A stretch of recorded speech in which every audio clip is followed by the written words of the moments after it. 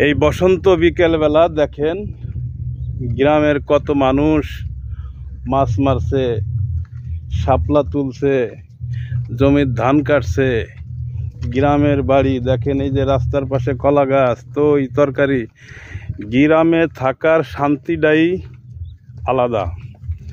যা কিছু আপনি আমি খেতে পারছি সব টাটকা, আর টাউনের বাড়ি এই টাটকা খাবার আমাদের জন্য পাওয়া যায় না।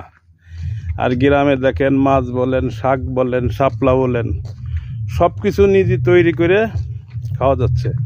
তো আপনারা যে যাই করেন না কেন, যার যার গ্রামের বাড়িতে একটা বাড়ি রাখবেন, বাংলা বাড়ি।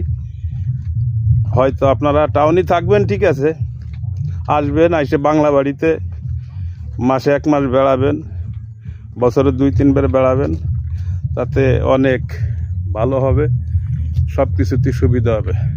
একদম সঠিক। তো সবাই আপনারা ভালো থাকবেন। খুদা হাফেজ।